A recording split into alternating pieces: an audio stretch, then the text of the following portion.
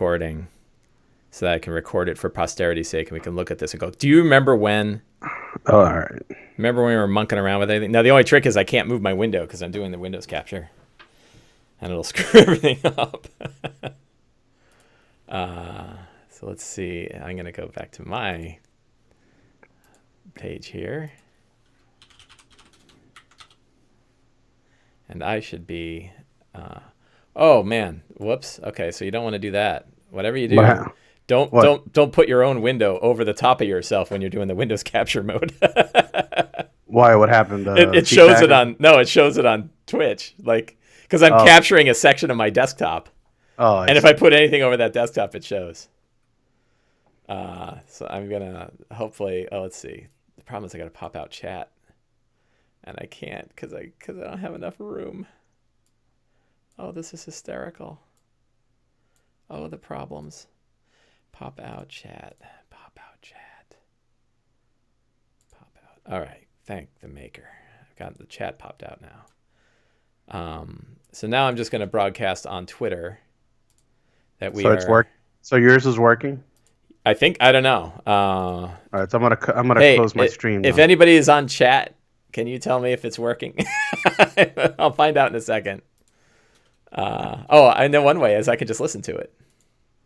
All right, I'm gonna dump out of mine then. All right, cool. Later. I know one way is I can just listen to it. Yeah, it sounds good. All right, I'm gonna dump out of mine then. All right, sweet. We're talking about D&D. This is the best. Awesome. Isn't technology great? No. It's great when it works. I'll tell you, I don't know how, I guess the advantage is streaming is hard. Oh, I'm probably putting the window over the thing again. I'm sure I am. This is hard enough that it means not everybody's doing it. Like, because if it was really easy, it would just be, we'd be swarmed with channels of stuff. How come I can't see your... Oh, I hate this shit, man. Sorry. Am I allowed to curse on your channel? Sure, I don't care. It doesn't matter. I don't know. Do I get in trouble? Oh, there we are. Why am I frozen? If you just watch Twitch, you should be cool. Whatever. We switched over to my channel. Come join Newbie DM and I while we talk about D&D and fumble with technology. Like a couple of old guys. Like a couple of old guys. All right. Tweet. We were talking about Dungeon World and how it kind of broke your head, and it breaks my head too a bit. It broke my head. I'll tell you. So I'm going to be. I like to be. I think it's fantastic. I feel like that is another kind of Dungeon Master's Guide that people should read. But I'll tell you, as a game, it was hard for me to run because the way that moves work, and some of them are really hard because it's like, what the hell is your, I forget. There was one where it's like, how do you do like a skill check? Like it was, you have attributes, but it wasn't like, there wasn't a direct game mechanic to use your attributes to do a check. And it seems so straight. Because I don't think checks are a thing. Checks aren't really a thing, but that's so bizarre to me, right? Like I can't get my head around it. And there is one, and I forget what it's called. One of the moves actually kind of lets you, essentially it's the catch-all move that lets you do any attribute. My understanding as I read it is that the attributes are there to add a bonus to your move, basically. Right, but there's one move that it basically works for all attributes. I forget what one it was, but there's You know what really blew my mind? Like, I was reading Apocalypse World, and I put this out on Twitter earlier today. I'm reading Apocalypse World, and the guy basically says that allow the moves to be either as small or as large as you need them to be. Yeah. Like their most basic their most basic function, or expand it to its ultimate, logical conclusion. Right. So it's like, to me, like the hack and slash move, it could be a guy with a sword fighting an orc, or it could be a general leading a massive army into battle. Right. And it's all the same move. And that to me sort of blew my mind, man. It's like, wow. Yeah, but the funny bit is that as a game goes, I was also learning Fate at the same time. And I found Fate a lot more straightforward for me to run. Like the it was not as rigid in how it approaches things. Like, you have your attributes and you can roll against your attributes, and it's always done the same way. And aspects and fate points that kind of boost your aspect by a couple of points. That whole system felt, it's a really. Have you played Fate much? Have you played Fate or Fate Accelerated much? I played Fate with you at Gen Con when we did the. What was it? That was Tomb of Horrors, right? It's the only time I ran the Tomb of Horrors. And then I think I played it with someone online once, but it's not really my thing. I'll be very honest with you. Yeah. Yeah, I think so. It's highly dependent on the wrapper that wraps around it, right? Like, Fate I feel is a good system on its own, but yeah, it's 100% dependent on everything else that wraps around it, the moves and the I forget what their version of feats are. Like, they have these big powers, and those have to be refined, and the attributes have to be refined. The approaches, right? They have approaches, but then they have another thing that's like things your character is particularly good at. Beyond the approaches. I forget what they're called. Book sitting over there. Anyway, I found that one a lot more as a GM, a lot easier to kind of get my head around than Dungeon World. Really? I did, yeah. I don't know. I've read both, and I think Dungeon World for me is probably easier because we haven't run it yet. I have not. No, full disclosure, I have not run it all. Go run them and tell me that. Yeah. But based on my reading of Fate, which is also really all I've done is read it, except for that one time I played it with you a few years ago. Right. To me, Dungeon World reads a lot easier to grasp than Fate. Okay. Because Dungeon World, to me, the way I read Dungeon World, we're having a conversation and you're adding to the fiction, and then I take over and I add a little bit to the fiction. Right. And based on what you're telling me, I'll hide a move in the fiction. So I'm not going to tell you, okay, now I'm going to do the move X, Y, and Z, but rather I sneak it in through my descriptions, and only I know I'm doing that move, basically. Right. But it doesn't. I don't know if there's much more to the mechanics than that. Right. Yeah. Give me. Hang on. I'm gonna go grab my books. Oh, you're gonna leave me alone with the audience here? What do I do?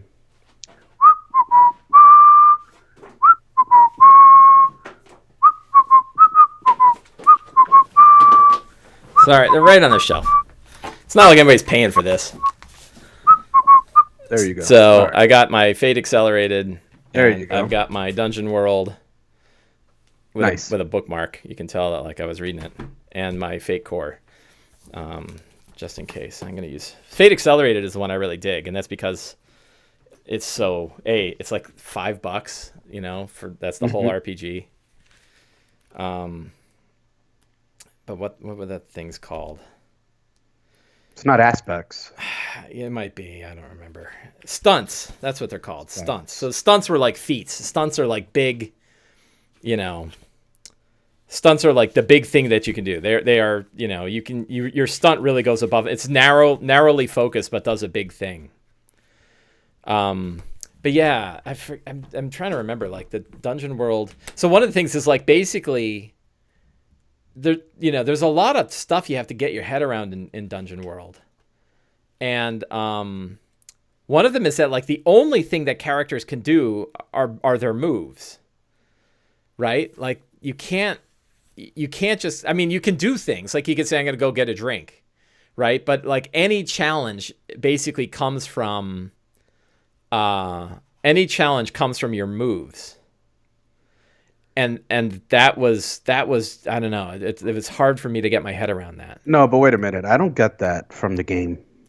Well, I don't get that anything your character could do has to be done through a move. Well, anything that's not your normal stuff. So anything that has potential for failure, for meaningful failure, maybe. Yeah, right. So like, getting a drink, getting a drink at a bar or going to bed or walking in the woods is not a move. But, you can't just say, you know what, I'm going to go kick over that barrel of wine and try to douse all of those brigands that are at the bar. Right. And then like in a D&D transaction, you would say, that sounds awesome. Go ahead and roll an athletics check, right? Right. Go down the bar, roll a strength check, and add athletics if you're proficient in athletics. So in Dungeon World, Dungeon World, you have to have a thing that lets you do that. Like one of your moves has to fit within that. I could probably say, that sounds like you're playing with fire. That's right. So you can almost always pick one. Right. And like I said, there was one in particular that was sort of really felt, was it Defy? Yeah, it's Defy Danger is the catch-all. That Defy Danger. That's right. Defy Danger means that's your essentially a move that has success or failure. And it says, I'm reading it right now. You act in despite of an imminent threat or suffer a calamity. You can power through it with strength. You can get out of the way with dex. You can endure it with constitution. With quick thinking, it's intelligence. Through mental fortitude, it's wisdom. Or using charm and social grace, it's charisma. So it lets you use all of your attributes. So that ends up kind of being the default. Right. Like from a player perspective, it's like, well, whatever my attribute is, I'm going to use the move that corresponds to the highest attribute as often as I can because I want to roll well. Right. But it has to make sense in the fiction. It has to make sense in the fiction. Yeah. So that because as a GM, I have every right to ask you, well, how are you going to do that? If you tell me, I'm going to defy danger with my constitution, I'm going to tell you, okay, how are you going to do that? Right. How are you doing Explain that one to me. The tricky bit, and I remember I heard this about Fate as well, that it means that the players who are better able to sort of bullshit their way through that conversation are going to do better. Right? Like if you have a player who doesn't really understand how this works, they end up doing unoptimal moves when, like I'm going to creatively come up with some way to use Constitution to get out of the way of something every time because my Constitution is really high. And as a DM, you'll figure out that I'm doing that, and you'll figure out, like, no, you can't do that. Right. But it is highly dependent on the improvisational skills of the player to be able to pull off some of the mechanics. That was the case with Fate, and I think it could be the case with this too. I'm not. It's almost the issue I have with D&D, right? My issue with D&D is that it's me. Yeah. And then there's 5 players at the table. Yeah. Right. And I have 5 people thinking tactically. Yeah. And cooperating tactically with each other and coming up with plans, and I'm thinking for a band of orcs and a couple of right kobold, and I gotta I heard it, like they're running and impaling themselves on the swords of your. I'm not that tactical, man. Right. Like my guys all set themselves on fire. Yeah, but I can give you the Sly Flourish official lazy dungeon master approach to this problem though. More monsters. Yeah, throw everything at them. More monsters, bigger. Oh no, 2 ogres showed up. I'm gonna be honest with you. There's times when I play D&D that I feel like my battle, like my big battle, was a huge letdown for the players because they they weren't challenged enough. Yeah, I do feel I commit that issue. I agree, and I've yet to run a boss fight that I've really liked. Like I ran the Beholder in one of the last. I don't want to be a spoiler guy, but I ran a Beholder in one of the last published adventures. And at the end of the night, I was like, man, that Beholder fight kind of sucked. Like, if I would have been a player... I ran the same Beholder fight twice, and it sucked both times. Yeah, I was like, man, that fight kind of sucked. Yeah. Like, if I were a player, I would have been like, that's it? That's what you brought to the table? Did it suck as in they beat it really easily? They beat it pretty easily. Really? Mine was the opposite. Mine players got disintegrated. Like it was, no. Permanently dead characters and no. In my case, it was that the Beholder was kind of Yeah. He came in, he did this spiel. I'm here, I'm gonna kill you all. But a couple rounds later, he was laying on the ground like a deflated basketball. I had a lot of fun with that. So mine was not. What level were they? What level were your characters? I mean, do you remember? We were like 9 or 10. Okay, yeah. So I ran it at 9th, and So the Beholder by itself is like a tactical monster. Like you really got to think that guy through, and I agree with you that like, I don't like to think guys through. I love ogres, right? They walk in, they get hit, they have a lot of hit points and they punch stuff. And it's real easy to run an ogre. But Beholders, it's like, well, how do they use their eye rays? And should he use his anti-magic cone? And where does he aim it at? And what prevents the characters from just walking out of the anti-magic cone and hitting with a spell? And all these really tricky bits. And I cheated. That's one way to deal with it. You don't cheat. I cheat all the time. It's not cheating. Oh, I get it. Yeah, that's right. There's no such thing as cheating. My beholder was able to do things like dispel effects with its central eye rather than just suppress them. For example, so like they were all buffed up, and he hit him with his eye, and all their buffs went away. Which I kind of shouldn't have done. Like that one, I did by accident. Like I didn't plan on doing that. What was the other craziness that happened? But you know how my stupid encounter starts, and this is one of these things about D&D that I'm like, ugh. My stupid encounter starts with the players saying, "All right, stop," and they pull out like a stupid ruler or some shit, and oh shit. And they try to start angling like D&D geometry to see if the anti-magic cone, if the thing is hovering 50 feet above the ground, where does the cone go? So we can and I'm there thinking, like, it dude, goes where I want it to go. It goes where the hell it's gonna. It's gonna cover the whole room. Right. That's the rule. It covers. Right. Like so. I actually, it's very funny, and I had some people on Twitter, and they sent me this 3D cone mover on the internet where you could have a plane and a cone, and you could move the cone wherever you wanted to show what kind of angle you could get. Because you're essentially like, yeah, I mean, that anti-magic cone is huge. So theoretically, he can hit pretty much any area of the room, narrow or long, that he wants to. But the problem is he can't hit anything with eye rays that are inside the cone. So the cone's kind of useless anyway. Like, what's he going to do? But like, it really sucks the wind out of the start of an encounter when people start measuring planes and angles to see where the beholder can hit or not. Hey, our friends Printable Heroes are online, saying stuff in chat, saying that's the hazard of using minis. From the guy who makes minis. That's why I'm looking for this dude. Yeah, I have so many beholders, man. My Printable Heroes beholder. That's a great beholder. Look at that. This is a beautiful beholder. Are you kidding me? Yeah. I glued him to a plastic base, so he stands up, nice and tight. Yeah. Love that guy. Hello, Printable Heroes. I'm a big fan. Yeah. Yeah. The one thing I was really proud of in my beholder fight is for both groups, they knew they were going to fight beholders. Many of them had metagamed the situation. And I brought a Dwarven Forge arena, like a circular arena that kind of represented the area. And I brought a real beholder mini, like a normal beholder mini. And when I was setting up, I put the beholder mini in the center and then put a drape over him. Right? And they all, like, at least one of the players saw me doing it, goes, "Oh, he put the beholder down." Like, "Oh, there's a beholder under there." Right? He kind of told everybody. And I kind of wanted him to see it because it's not a beholder under there. So then I had another one, which is my ghost beholder mini. It's a transparent beholder mini. Oh. That represents the invisible beholder, right? And so then I said I pulled, like, they are playing like the beholders on them, and even the people who had run the adventure for other people are like, "Did he switch it? Like, he knows that we played it. So did he actually put the beholder under the tarp? Or not?" Like, they couldn't figure it out. Like, so I broke the guys that had played before. And then I pulled it off, and it said, like, your mind imprints the image of the beholder because you're so expecting that to be there. But it's actually this orb that sucks all your metal people to it, right? And then I put an orb down instead of the mini. And then, and then later they're like, "Well, where's the beholder?" And then I put the ghost beholder out when they saw that it was a ghost beholder. And that worked a lot. That worked well. So it's like a shell game. I was playing a shell game with them. So you all right, so back to the dungeon world talk and this beholder talk. Yeah.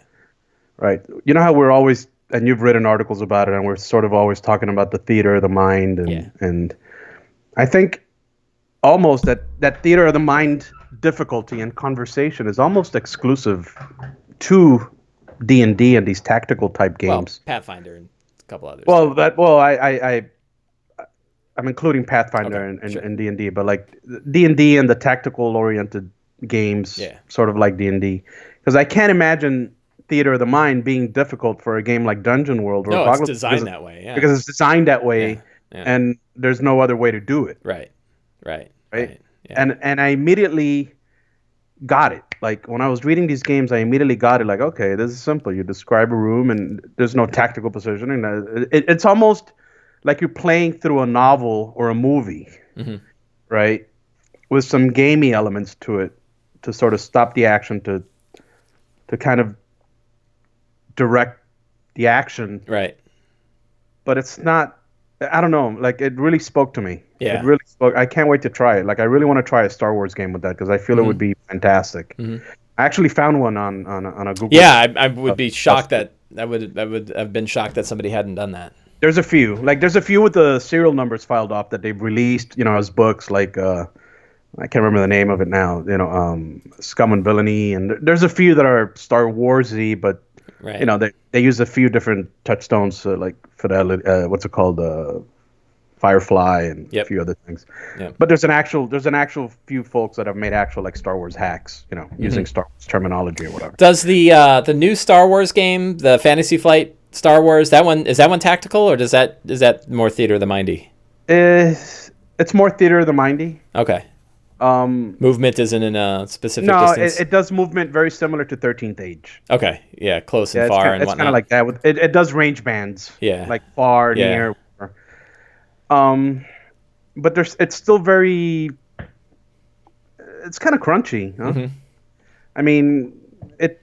Yeah, you can have crunchy theater of the mind games. Like 13th Age is crunchy. It wants to be a story game because the dice system is sort of a storytelling system. Right. The dice dictate which way the story goes. I didn't really get into that game too much, to be honest with you. Like I've tried it. My group didn't really get into it. I'm willing to give it a second shot. Maybe it was just my group's bad experience, like I've been thinking about. But it really, I don't know. It really depends on the group. Like if your group doesn't buy into the main conceit of the game, which is the fact that everybody has to contribute to the fiction. Right. And my group didn't get into that. My home group didn't get into that, which is why I know a game like Apocalypse Anything probably wouldn't be. They like the tactical crunchy bits. They like the D&D tactical. Yeah. Heavy character option growth type, min-maxing and all that shit. I'm hoping, and I'm trying to find the right way to scope it because I don't know that the theme is going to resonate with everybody in my group. But I really want to play some Shadow of the Demon Lord, and I love it. I'm hoping. Have you run it? I have.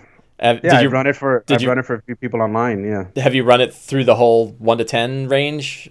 No, we got to the second or third adventure. Okay. Fucking everything died like always. But I'm kind of excited to see a game that has this sort of 10 episode limit to it, where you level every time. I love that. Yeah, it seems that part of it seems cool, and the idea that like the crunchiness is continually getting heavier. That like you make these big choices every level. There's only 10, and each one you're making sort of a big move. Well, let me ask you a question because that's a good. Now, when you finish, you're still running Tomb of Annihilation. Yeah, right. I'm assuming you're going to run Waterdeep when you finish. Well, Tomb. So my home group, we play tested it, so we're not going to play Waterdeep for my home group, but my FLGS group we will. So are you going to run for your home group the Dungeon of the Manmade from 5 to 20? No, probably not. I don't think so. I'm not. I really haven't dug deep, but we just finished this monstrous big ass dungeon. That's what I'm saying. I'm not running through another big ass dungeon. That's what I'm saying. I'm like, no, there's no way I'm doing the Tomb of Annihilation. Yeah. To then go back underground and run 15 levels. Yeah, 17 levels. No. I don't know what I'm going to do with it. Honestly, like when I read Dungeon of the Mad Mage, what I wanted. I hate just getting on and bitching about things, right? Like, the Dungeon World is great, except I don't, moves. And with Mad Mage, what I wanted was Dungeon Delve. Do you remember Dungeon Delve for 4E? Absolutely. Everybody remembers it. And Merle's talked about how he loved Dungeon Delve for 4E. And I felt like this would be a great way to sort of have imagine a book of 24 single session, 1 to 20 or 5 to 20 or whatever, sort of dungeon levels, right? And the problem with Mad Mage, as far as fitting into that idea for me, is each level, there's no way you're going to finish it in one session. No, there's no way. They're all many multi-sessions, and they're all pretty interlinked. So you can't just grab level 7 and run level 7 on its own because it's still tied into the Mad Mage storyline. It still has apprentices in the Mad Mage, and it still has sort of the main goals that the Mad Mage had, that the rest of the adventure has. Right? I mean, I didn't really read it deeply, so I don't know how true that is. Like, each one has a very distinct theme, but I don't know that they're independent from one another. They are... There's connections between them. but you could take those levels and run them. Could you? Yeah. So very modular in that sense. Yeah. So in that sense, then maybe I would use them more like to supplement other adventures. That when I need a dungeon level for a particular area, I'd like to. You have the luxury of playing weekly every Wednesday night or whatever. I think it's Wednesdays, right? You play the same night I do. Yep. So you have the luxury of you could take 2 months out of your schedule and do a Shadow of the Demon Lord instead of running the Mad Mage stuff. Try the Shadow. So that's kind of what I want to do, but I got to sell it to him. Yeah. And the problem is baleful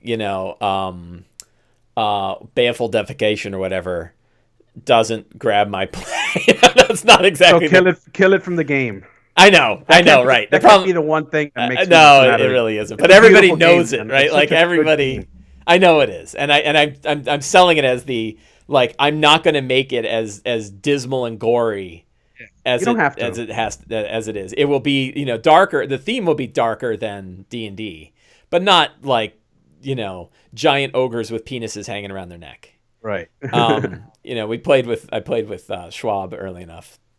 I can't wait to see that game's engine used for something else, because it's a great engine, man. Yeah, it seems like it. But I like the thing that's grabbing me about it is like the art and the theme and the nature of it does kind of grab me of this dark fantasy. I like it, and I like the I do like the progression, and so I think I'll probably get what you got, right? Like I'll say like, hey, how about we run a few sessions of this and see how it goes. And if I can hook them on the first couple of, they'll play anything, So if I can get them hooked on the first couple of sessions and it doesn't suck, right? Then I think they'll go, yeah. And with the idea of it really is only going to be 10. And by the way, it's not like we're sitting on another big ass adventure to run. It's not like everybody's like, man, this is great, but I'd really love to be playing, that other thing. So they released 2 different campaigns for that. I did. I bought the first one in hard copy. The Tales of the Demon Lord. Yeah, I have that one. Yeah, and then he has a second one that's sort of like a pirates and stuff, pirates and islands and stuff, which is kind of cool. Right. I have that one on PDF. Yeah, right, and I have that on PDF as well. And I kind of want to play Tales because Tales feels like the straightforward Shadow of the Demon Lord campaign. It is. I think it's the baseline. Right. It's like the whole campaign is the story of Shadow of the Demon Lord. So if you're going to run Shadow of the Demon Lord, playing with that adventure. My only problem is that there's 2, I think there are 2 adventures out of 10 that seem to have nothing to do with the main plot line. When I read them, it was like, well, there's this one where you got to go chase giant robots that got kidnapped on a train or something like that. And then there's another one. I can't remember what it was, but there's it's the farmer. There's the one with the farmer, maybe, or the one off in the islands. Yeah, but there was one where it's sort of like the local lord said, "Hey, you got to go do some nonsense for me," and it's like I thought I was chasing this object that's gonna destroy the planet. Do you really want me to go deal with your income tax problems? I don't remember exactly what it was, but so I don't know if I want to try to fit another one in there. I've got an army of adventures for Shadow that I could probably slide one in. Or maybe by then I'll just end up running my own. Maybe I'll just fit in a stopgap. The guy has released 100 adventures for the game. Yeah, I know. There's a ton. There's so many. I backed his latest Kickstarter for the spells. Did you see it? I did. Yeah, not blasphemies. I forget what it was called. I don't know how he does it. Honestly, I don't know what he runs on. He writes 5,000 words a day. I don't know how he does it. Ender Casso interviewed him, and he said that his writing schedule is something it's 5,000 words a day. It's like he would go bankrupt from just having people edit everything he writes. I don't. The guy's a machine, man. He is. So he just pumps it out. I'm looking up the Kickstarter. Occult Philosophies, it was called. Thank you, Google. And so I backed it because I just love his stuff, and I just love reading it. This is one of those when they talk about RPGs needing to be enjoyable to just read. Mm-hmm. His has been very enjoyable for me to just read. Yeah. And so I backed it just for that. But when the backer kit came out, it was like, well, you can buy some of his older stuff for pretty cheap. And I was like, man, I already have everything. I got 100 files in my directory full of, and I was like, ooh, I don't have those monster ones, and I don't have those location. So for $20 or something, I got like 36 PDFs for $20. It's crazy. Yeah. It's like, ridiculous how cheap they are. Yeah. And the quality. And they're great. Good stuff. I know. It's good stuff. The art is fantastic, and the design is great, and the reading is fun. So I was like, I'm spending a fair bit of time now just kind of reading what he's got. Oh shit! I keep moving my window over. And he also came out with there's a version of it set like in a Mad Max type. Yeah, I played in that, and my guy was a suicide bomber who blew himself up at the end. Nice. Yeah, it was fun. Yeah, so I'm hoping that I can get my group to certainly. I think they will humor me and at least play a couple sessions, and I'm hoping that the character growth will grab them. That idea of like, oh, every game we get to kind of update our character. So I bought like a player's guide, so we have one that we can use for the table. Now it does challenge you as a DM, right? Yeah. And here's why: because since you grow every session, right, you need to make sure that every player has a moment to shine that night, because they may only get to use that, right. They get a thing and it's gone. They get a thing, and then next session they're gonna get a whole new thing, and they may not want to use the old thing. You know what I mean? Yeah, that's tough. Like you got to make sure that everybody gets a moment in the spotlight every night, right? Because they're gonna be getting past those things that they have now, right? You want to make sure that I've only ever played one shots, so I've played Shadow a bunch of times, including twice with Schwab, and I've only ever, it's all been one shot, so I've only ever seen the pre-gens. So I've never looked at character progression and how that works. And that idea of making sure everybody shines. It's a little bit like 13th Age, where you don't want people to blow away. If they roll a 5 or a 6 on their icon roll, you want to make sure to somehow incorporate that into the session. And I always found that like, oh my God, I'm busy, man. I don't have time. Is the icon roll before or after? It's before the session. It's before. So you can cheat and it says in the book, it's not really cheating, but you can have them roll after the session and then kind of build the next session based on what people rolled the previous. But to me, it was like the whole point of the game is that sort of improvisational, let the dice sort of steer the direction of things. Yeah. But the problem is like, I would have sessions where everyone would roll and 5 out of 6 people would roll 5s and 6s. And I'm like, oh my God, right? Like I've got 5 different little ties I got to pull in. So I did all sorts of gymnastics in order to say like you only get 6 patrons and there's 2 evil, 2 good, and 2 neutral, and for the whole group. And that way it was like I didn't have to figure out because I think, did I tell you this, where essentially like I devolved until it was like you're in the middle of a dungeon and like a dude comes running up and he's like and he's like, on behalf of the Queen of Dragons, I give you these 3 potions, and then he runs away.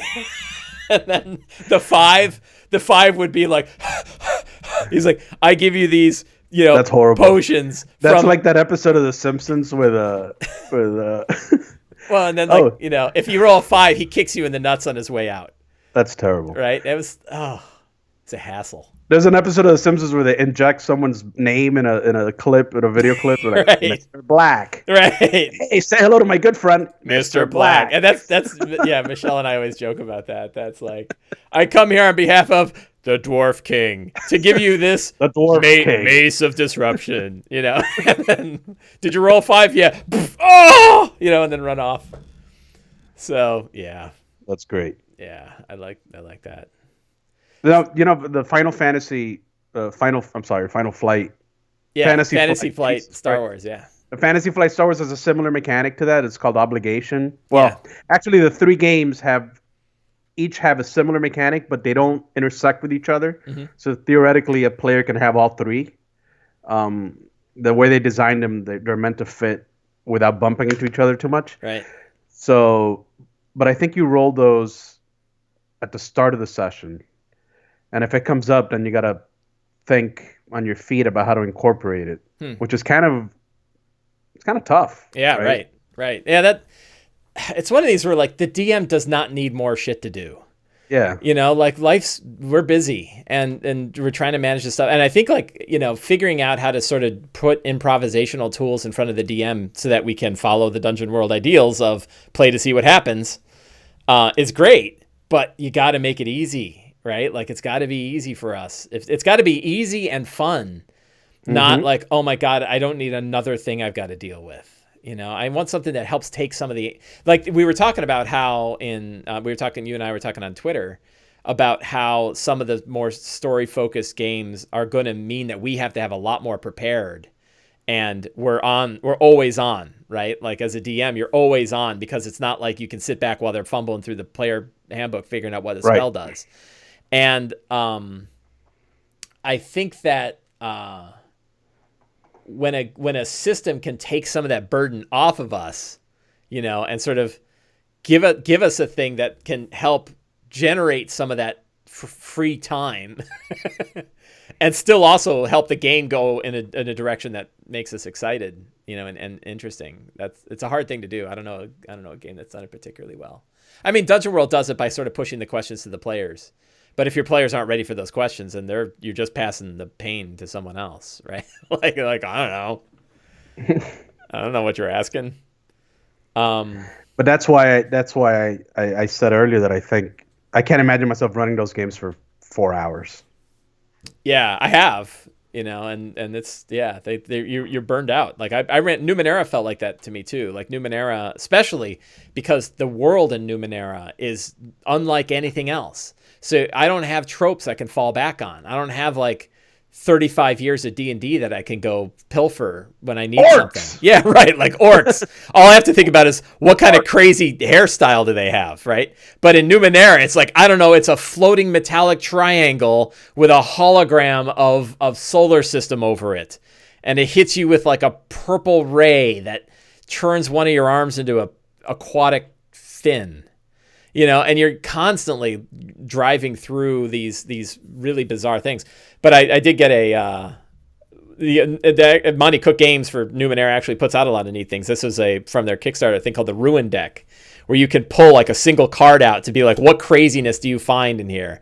And it says like you find a square pool of, and then it has a little tag for color so you can change the color, bronze fluid that is cool to the touch. You know, and you're like, oh, and then they could explore that for a half hour. And you're like, oh, thank God. You know, I have to come up with something. Orcs, right? Orcs.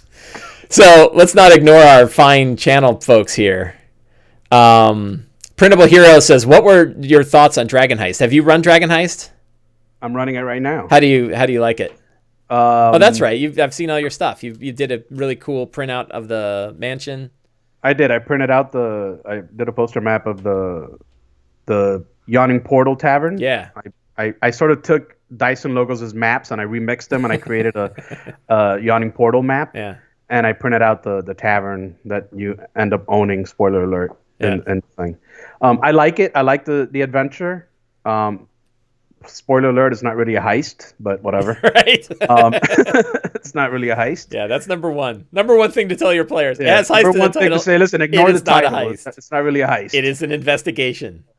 Of a heist that took place a while ago. And there is one chapter, the second chapter, where it may be tough to run if you're not too experienced in this, because it doesn't really guide you too much. Right. You're sort of on your own. Yeah. But once it kicks into high gear, it's kind of a railroad to get you where it needs to take you. But it's a fun adventure. I like the book more, honestly, as a Waterdeep source book than as an adventure, to be honest with you. Like, you know, I love Waterdeep. I've always liked the Enchiridion at the end is a lot of fun. Yeah, it's a lot of fun, and Waterdeep's always Volo's Enchiridion, Waterdeep Enchiridion. So I like it, I'm enjoying it. Yeah, I played it during the playtest, and reading through the main one, it didn't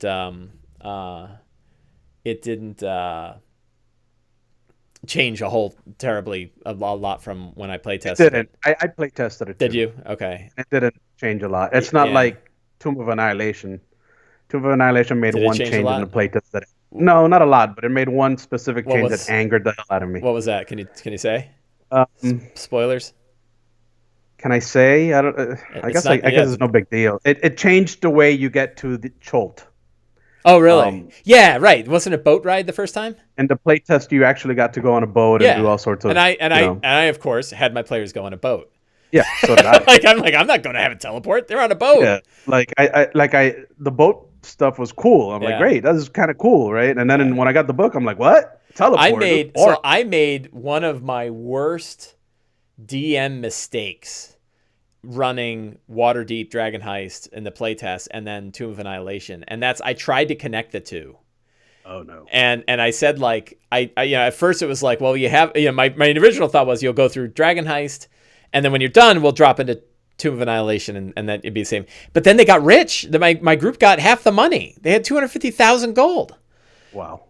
So then they're like, well, so they bought the boat. So the boat they came on was a boat that one of the characters owned. So then I was like, well, why don't you guys switch characters and your other characters would be like patrons? And that just got confusing. And then, like, I was like, you don't want your rich characters to go explore Chult. Like, they're going to not do that. So I should never have connected the two. It was a terrible choice. But that's one of my issues with Dragon Heist is, like, I mean, if we're going to get into it, let's get into it. Sure. One of my issues with Dragon Heist is that, okay, you're putting $500,000 in front of the players at the end of the adventure, and you're not going to give it to them? Yeah, right. What the hell, man? Well, in ours, they negotiated. They almost got into a fight with Blackstaff over it. But yeah, they ended up getting, I don't think it was 250,000, but they got a good percentage of that gold. That's a lot of money. And they all got, that's at a lot fifth of level, money. And they were all pretty rich. And then that's a lot of, like, I would retire. If I'm an adventurer, I'd be like, okay, I'm out. So one thing, one really smart thing that I did to offset the really stupid thing of trying to connect the two was, I connected it heavily to Horde of the Dragon Queen and Rise of Tiamat. Oh. And so the gold was all the gold that got pilfered from all of the towns that the Cult of the Dragon had. I saw that used as a hook, as a connecting tissue. And maybe it's in the adventure. Is it in the adventure? No, it's not. But I saw it. I read someone on Reddit who did the same thing. Like the money that this guy. Right. Yeah. And so the cool bit was for the players, because it's set like 5 years later or whatever. But the players knew where that money came from. And, like, I remember we were in those villages that were getting raided, and we actually saw a bunch of that money. So the idea was the money's not free money. The money belongs to those villages, and they're still broke, right? And, like, Never Ember tried to take it all. Spoiler. We're spoiling the hell out of this adventure. So sorry, people, if you're playing, stop listening. But, like, Never Ember heisted, stole it right before he was ousted as the open lord. So I thought, like, it was this kind of fun connection. I think I wrote an article about this, but is there a story? Is there a story somewhere where this guy gets ousted? It's in Rise of Tiamat. It's in Horde of the Dragon Queen and Rise of Tiamat has Never Ember getting boosted and Lariel Silverhand becoming. But did they say why? I don't. The problem is, like, I don't know what was in the adventure and what I made up, and, like, those two got mixed together in my head. But in mine, it was because he sucked at it. Right? He was not handling the Horde. He wasn't handling the Cult of the Dragon. He's the same guy that ran Neverwinter. Neverwinter in the 4th edition Neverwinter book, correct. Right? Yeah. Same guy. Yeah. And he's like one of the main NPCs in their MMO. And the NPC that comes out in Neverwinter, his Lich, is the same lady in the Heart of Ooptown. Yeah, right. Valindra Shadowmantle. Right? Yeah. She's also in the novels, and she's insane in the novels. It's really the Valindra that's in the campaign and the Valindra that's in the books are not, because they're. I don't really read the novels. Yeah, she's in the Driz novels, and she's nuts. Anyway, I gotta wrap it up. What, you got things? I have to go feed my kids. My kids are waiting for pizza. They'll be fine. They'll manage.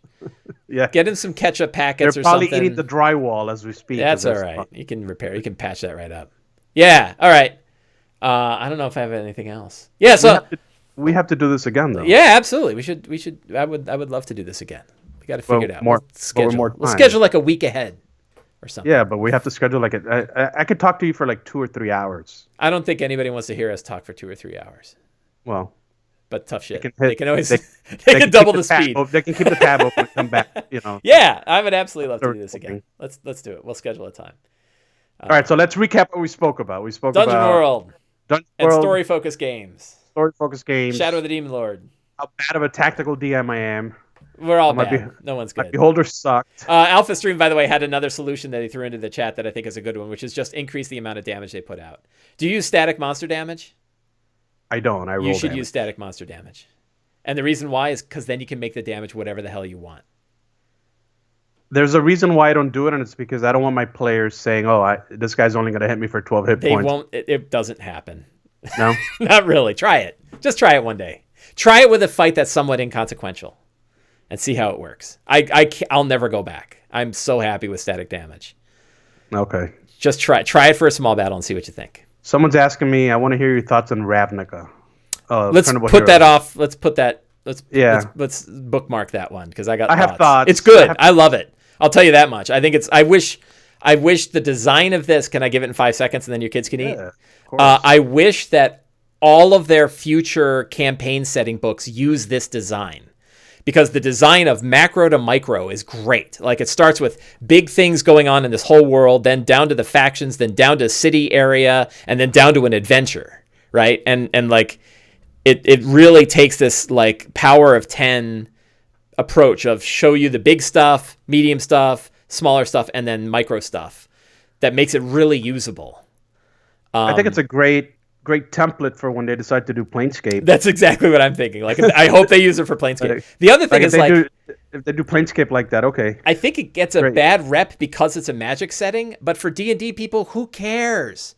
Like, I never knew anything about Ravnica. It's like Eberron to me. I didn't know anything about Eberron either, and it came out, and I was like, wow, this is really cool. I don't know shit about Ravnica. Yeah, I don't know anything about Magic. Read the book, and you'll know a lot about Ravnica. And I still don't know anything about Magic. I did feel that I was missing something. Like I think that's a psychological maybe connection. Like the people that I've talked to who are kind of not against it, but are kind of like squint at Ravnica, most of it is because they feel like it's a marketing stunt. And the reality is we got a 256-page source book of a world we've never seen before, and it's a fun read. The marketing stunt, it's all a marketing stunt. Every book they put out is made to make money. I mean, we can talk about that. Let's schedule a time where we'll do this again, maybe next weekend sometime. You got it. And then we'll actually email each other about some ideas. All right, Mike. Cool, man. Good talking to you. Say hello to your kids and get them some pizza to eat. I'm off to Little Caesars. All right, enjoy. Thanks for everybody who watched, by the way. You guys were awesome. See ya. Bye.